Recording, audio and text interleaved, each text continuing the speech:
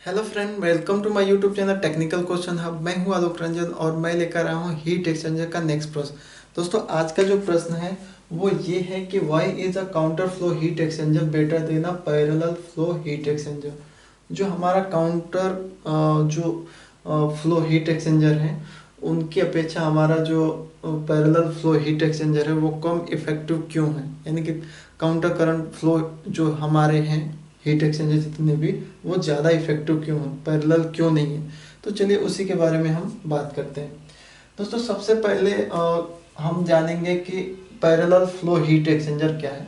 दोस्तों, parallel flow heat exchanger जैसे हमारा कोई ये हॉट फ्लूइड है, ये कोई हमारा हॉट फ्लूइड है, ये डबल पाइप हीट एक्सचेंजर है। हमारा डबल पाइप हीट एक्सचेंजर में हॉट फ्लूइड जो है हमारी जो पहली पाइप में होके जा रहा है।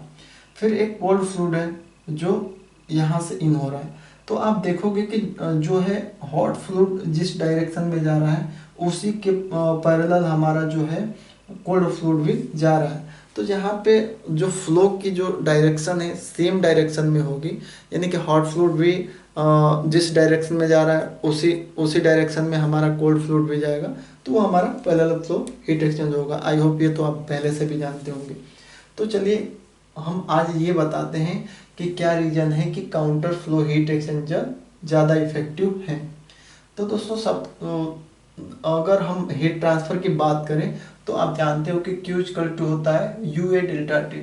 जहाँ पे क्यू है जो हमारा हीट फ्लो रेट वाट पर मीटर स्क्वायर में, ए है हमारा heat flow area meter square में, यू है हमारा overall heat transfer coefficient watt per meter kelvin में, और डेल्टा टी की बात करें तो ये लॉग मीन टेम्परेचर डिफरेंस है LMTD। दोस्तों, LMTD क्या है और इसकी इम्पोर्टेंस क्या है उसके लिए मैं अलग से वीडियो बना दूंगा आपके लिए। अब चलिए देखते हैं। दोस्तों, अगर हम हीट ट्रांसफ़र की बात करें तो हीट ट्रांसफ़र जो है हीट ट्रांसफ़र रेट बस इन्हीं चारों पे डिपेंड करती है। तो अब डबल पाइप के लिए अगर हम लें तो डबल पाइप के लिए जो हमारे यू है उसकी भी वैल्यू कांस्टेंट है, एरिया है, एरिया भी फिक्स ही है दोनों के लिए, चाहे काउंटर के निकाले चाहे को करंट के निकाले या पैरेलल के निकाले, तो एरिया भी वही रहेगी और हीट ट्रांसफर जो कोफिशिएंट है वो भी यही रहेगा। बस डेल्टा टी जो है वो डिफरेंट हो जाएगा। हम जानते हैं कि जो हमारा काउंटर करंट है उसमें हमारा जो डेल्टा टी है यानी LMTD है उसकी वैल्यू मैक्सिमम होती है। और वो कैसे मैक्सिमम होती है दोस्तों, वो आज हम समझेंगे कि ऐसा क्या होता है कि LMTD जो होती है, जो टेम्परेचर डिफरेंस है उसकी जो वैल्यू है काउंटर में ज़्यादा आती है और को करंट या पैरेलल फ्लो में कम आती है। दोस्तों, सबसे पहले हम को करंट या पैरेलल की बात करेंगे। को करंट कह लो या पैरेलल फ्लो कह लो, दोनों एक ही। दोस्तों, यहाँ पे हमने दिखाया है, हमने दो ग्राफ पे दो लिए हैं। इधर लेंथ ली है, लेंथ के अकॉर्डिंग डिस्टेंस के अकॉर्डिंग जो है हमारा y, और जो हमारा इधर है हमारा एक्स में एक्स एक्सिस पे हमने लिया है टेम्परेचर। ये सारे टेम्परेचर है, ये सारे 100 डिग्री सेंटीग्रेड, 90 डिग्री सेंटीग्रेड, ये सारे टेम्परेचर ले रखे हैं। और इधर हमने लेंथ के अकॉर्डिंग मान रखा है कि जो जैसे आपके ट्यूब की लेंथ ले लो, इधर ट्यूब की लेंथ ले लो कि 2 मीटर, 3 मीटर, 4 मीटर, ये ट्यूब की लेंथ हो गई और ये हमारा जो है टेम्परेचर डिफरेंस हो गया। तो दोस्तों, इसमें अगर देखें तो अगर पैरेलल फ्लो हीट एक्सचेंजर की बात करें तो इसमें स्टार्टिंग में तो बहुत ज़्यादा टेम्परेचर जो है डिफरेंस होता है, यानी कि बहुत बहुत तेज़ी से स्टार्टिंग में बहुत तेज़ी से हीट ट्रांसफ़र होता है। जैसे यहाँ पे अगर आप देखोगे डेल्टा टी निकालोगे तो बहुत मैक्सिमम होगा, और जैसे जैसे ये आगे बढ़ते जाएंगे तो एक ऐसी पॉइंट आएगी, यानी कि धीरे धीरे इनमें जो हीट ट्रांसफर जो है वो कम होता जाएगा। जो डेल्टा टी है, डेल्टा टी का जो वैल्यू है वो कम होता जाएगा और एक ऐसा पॉइंट आएगा जहाँ पे ये सेचुरेट हो जाएंगे, सेचुरेट अवस्था में चले जाएंगे। सेचुरेट का मतलब कि कितनी भी लेंथ आप बढ़ा लो, टेम्परेचर जो है, जो टेम्परेचर डिफरेंस है डेल्टा टी है वो कांस्टेंट हो जाएगा, मतलब कांस्टेंट के नियरेस्ट हो जाएगा। और एक यही रीज़न भी है कि हम shell and tube type heat exchanger में जो ट्यूब की जो लेंथ है वो मैक्सिमम 6 मीटर ही रखते हैं अगर पैरेलल फ्लो है तो, क्योंकि आप कितनी भी लेंथ का ट्यूब लगा लो, एक ऐसी टाइमिंग आएगी कि इनमें जो है जो टेम्परेचर डिफरेंस है जो LMTD है वो बहुत माइनर होगा। आप यहाँ पे देखोगे तो स्टार्टिंग में तो ये बहुत ज़्यादा हीट ट्रांसफर इनमें हुआ, फिर जैसे जैसे ये आगे बढ़ते गए लेंथ के अकॉर्डिंग तो वे एक सेचुरेशन अवस्था की तरफ बढ़ रहे थे। दोस्तों ऐसा क्यों हो रहा था? ऐसा वो इसलिए हो रहा था दोस्तों कि सपोज करो कि ये जो फ्लूइड के पार्टिकल हैं, हॉट फ्लूइड और कोल्ड फ्लूइड के, दोनों तो सेम ही रहेंगे ना दोस्तों, दोनों एक साथ ही बहेंगे, यानी कि जो पार्टिकल यहाँ मिलेगा वही पार्टिकल यहाँ मिलेगा, और जो पार्टिकल सेम होने की वजह से यहाँ पे दोनों हॉट और कोल्ड के पार्टिकल ज़्यादा अपने जो हीट लॉस हीट एक्सचेंज किए, और जैसे जैसे ये पार्टिकल सेम पार्टिकल जाएंगे, जैसे जैसे जाएंगे तो सेम पार्टिकल होने की वजह से एक ऐसी अवस्था आएगी कि दोनों पार्टिकल की जो टेम्परेचर है एक दूसरे के नियरेस्ट क्लोजेस्ट हो जाएंगे, और वो जो है हीट ट्रांसफर ज़्यादा नहीं करेंगे, सेचुरेटेड अवस्था में चले जाएंगे। क्यों दोस्तों? पार्टिकल जो है जो फ्लूइड पार्टिकल की एनर्जी या फ्लूइड पार्टिकल के टेम्परेचर आप ये कह लो कि सेम ही है। ये जैसे यहाँ पे ये हमारा फ्लूइड सपोज करो ये पार्टिकल 1 है, तो ये भी इसका हॉट का पार्टिकल 1 है और इसका कोल्ड का पार्टिकल 1 है, तो ये 1 1 ही सीधे धीरे धीरे ही जाएंगे। ऐसा तो है नहीं कि दूसरा पार्टिकल यहाँ आ गया तीसरा आ गया, नहीं दोस्तों, पैरेलल में दोनों पैरेलल ही चलेंगे। तो फ्लूइड का पार्टिकल जहाँ पे सेम मिल जाते हैं वहाँ पे एक ऐसी पॉइंट आती है सेचुरेशन पॉइंट जहाँ पे इनका टेम्परेचर जो है डिफरेंस बिल्कुल कम हो जाता है। आप देखोगे स्टार्टिंग में बहुत ज़्यादा था और उसके बाद धीरे धीरे एकदम कम हो गया। अब इसकी LMTD निकालें तो LMTD जैसे इनलेट पे हम देखें LMTD, तो इनलेट वाले को हमने डेल्टा टी टू मानना है, और जो एग्जिस्ट हो रहे हैं निकल रहे हैं बाहर उनको हमने ΔT1 माना है। तो ΔT2 क्या है? इनलेट के दोनों का टेम्परेचर डिफरेंस, जैसे हॉट का हमारा 70 है, कोल्ड का हमारा 30 है, तो दोनों का जो टेम्परेचर डिफरेंट होगा 70 माइनस 30 कितना आएगा दोस्तों? 40। और जो एग्जिट हो रहे हैं उनका टेम्परेचर हमने मान लिया कि 36 पे इसका एग्जिट था और इसका 40 पे एग्जिट है, तो दोनों का जो टेम्परेचर डिफरेंस होगा वो ओनली 4 डिग्री होगा। तो LMTD निकालेंगे तो LMTD का जो फार्मूला होता है ΔT माइनस ΔT अपन लॉग ΔT अपन ΔT1 T1 T2।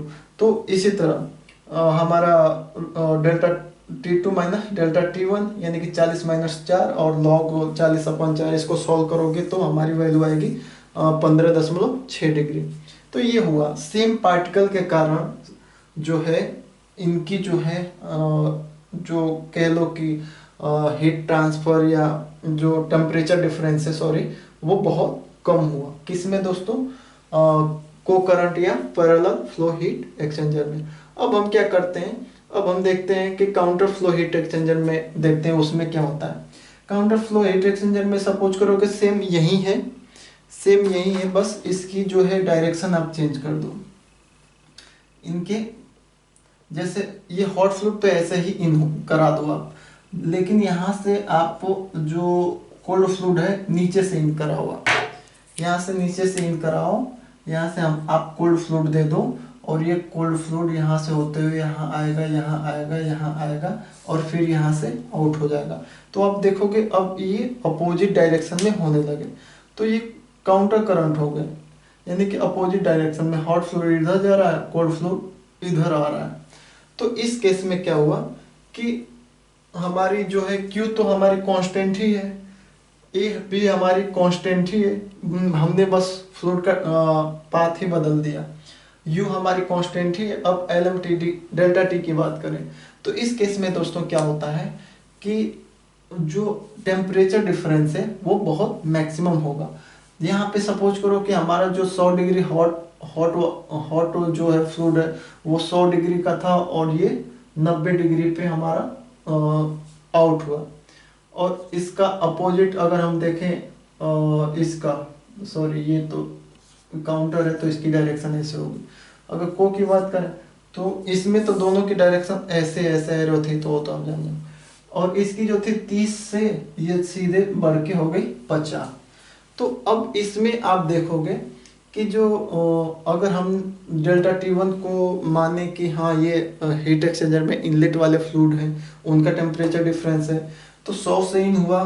तो इनमें डेल्टा T1 की बात करें तो इनलेट वाले जैसे 100 और हॉट का हमारा 100 है, 50 का कोल्ड है, तो दोनों का जो डिफरेंस है डेल्टा T1 कितना आएगा दोस्तों, 50 होगा। और जो आउटलेट इधर हमने मान लिया कि ये आउट होने वाले फ्लूइड है, तो आउट होने वाले फ्लूइड जो है ये हॉट 90 हो गया और कोल्ड हमारा 30 हो गया। तो उस केस में हमारा जो है टेम्परेचर डिफरेंस जो होगा 90 माइनस 30 यानी कि 7, डेल्टा T2 क्या होगा, 60 होगा। डेल्टा T1 जो है हीट एक्सचेंजर में इनलेट वाले फ्लूइड है और डेल्टा T2 जो है हीट एक्सचेंजर से आउटलेट वाले फ्लूइड है, ऐसा हमने मान लिया। और इनका जो ग्राफ आप देखोगे दोस्तों, ये जैसे एक पॉइंट पर सेचुरेट हो गया, ऐसा कुछ भी नहीं है। इनमें सब जगह हमारा जो है जो टेम्परेचर डिफरेंस LMTD वो मैक्सिमम ही मिल रही है ना दोस्तों। अब इसकी वैल्यू देख रख लो आप, LMTD बराबर होता है delta T2 minus delta T1 और लॉग डेल्टा T2 अपन डेल्टा T1।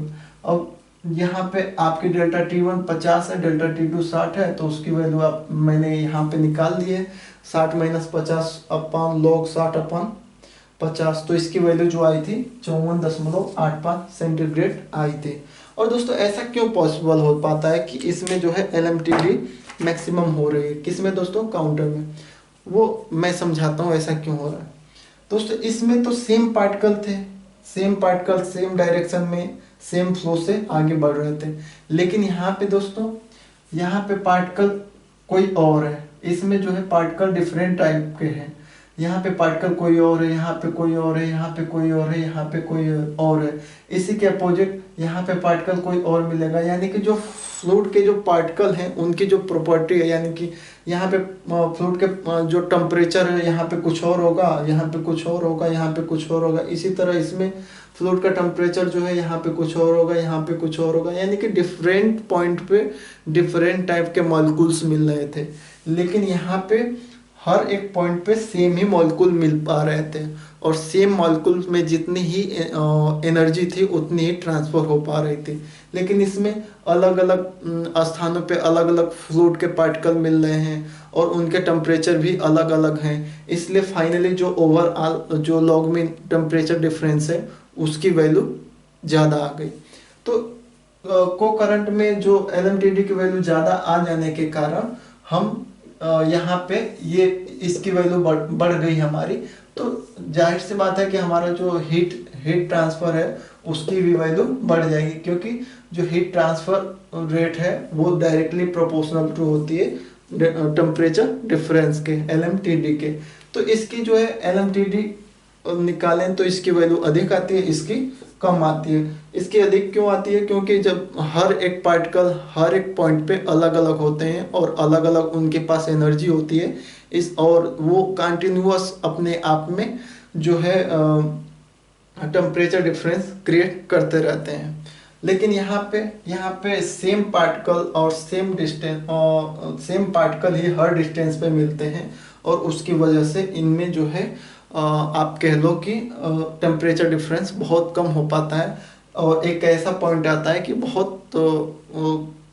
बहुत माइनर ही टेम्परेचर डिफरेंस हो पाता है। स्टार्टिंग में आप देखोगे 10 का जा रहा है था, उसके बाद 5 डिग्री का डिफरेंस, उसके बाद 4 डिग्री का डिफरेंस, उसके बाद 1 डिग्री का डिफरेंस होगा, फिर 1.2 डिग्री का होगा या 1.4 डिग्री का, यानी पॉइंटों में डिफरेंस होगा, लेकिन इसमें कभी भी पॉइंटों में नहीं जाएगा।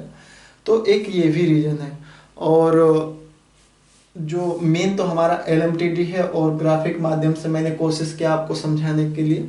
अगर ना समझ में आए तो प्लीज़ कमेंट बॉक्स में ज़रूर लिखिएगा। अगर इसमें गलत हो या कोई भी वो हो आपकी क्वेरी, तो प्लीज़ कमेंट बॉक्स में ज़रूर लिखिएगा। अगर आपको नहीं समझ में आए तो मैं कोई और एग्जाम्पल लेके आपको समझाने की कोशिश करूँगा। वीडियो को देखने के लिए धन्यवाद। और अगर ऐसे ही इंटरेस्टिंग और भी टॉपिक या और भी क्वेश्चन समझना चाह रहे हैं तो चैनल को ज़रूर सब्सक्राइब कीजिए। आई होप आपको ये वीडियो अच्छी लगी होगी। Thanks for watching. जय हिंद दोस्तों।